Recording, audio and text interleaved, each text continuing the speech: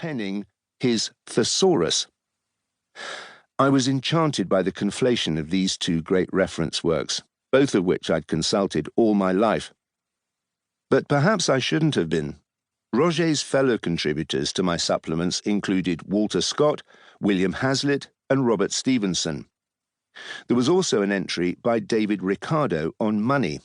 Ricardo was one of the few contributors to Britannica to have refused payment on the grounds that his article wasn't good enough to merit it. A few weeks later, I came across another set of Britannica, in the basement of Henry Pord's books in Charing Cross Road.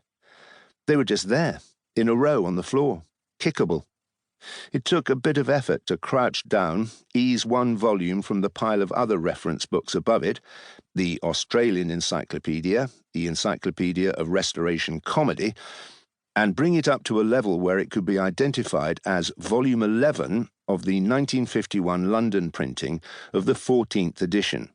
25 volumes, 38 million words, 17,000 illustrations, slippery black faux leather binding, gold embossed lettering, 9-hole side stitching, whiff of tobacco and fish. Once I was upright, the volume was tricky to hold, large, heavy, and unwieldy, all the things one hopes an encyclopedia will be, always suggestive of a proper bounty. Volume 11, Gun to Hydrox, contained, in very small print, important information about the herringbone pattern, and homosexuality. This edition, launched in 1929 and updated every few years, had 4 founding aims: to promote international understanding, to strengthen the bonds between English-speaking peoples, to encourage interest in and support for science, and to sum up the ideas of the age for future generations. It contained original articles by Alfred Hitchcock, Motion Pictures, Linus Pauling, Ice, The Theory of Resonance, Edward Weston, Photographic Art, Margaret Mead, Child Psychology, J.B. Priestley, English Literature, Jonas Salk, Infantile Paralysis, J. Edgar Hoover, FBI, Harold Lasky, Bolshevism, Konstantin Stanislavski, Theatre Directing and Acting, Helen Wills, Lawn Tennis, and Orville Wright, Wilbur Wright. What a line-up!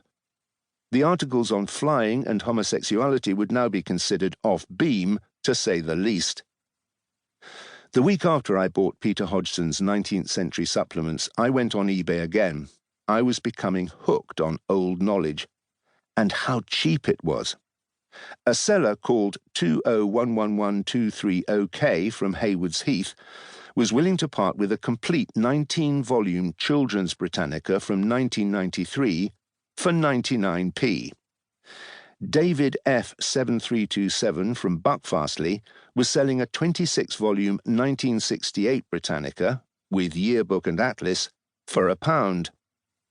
And Cosmic Manallan from the Rhymney Valley offered a 24-volume set of the 14th edition, condition good, for £3.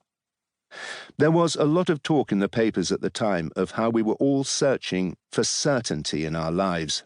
Amid COVID-19 and disruptive social change, we yearned for an element of stability and control, something trustworthy and authentic, the reliable pre-pandemic world in reliable physical form. Not the case with encyclopedias, it seemed. Not if the items on eBay were anything to go by.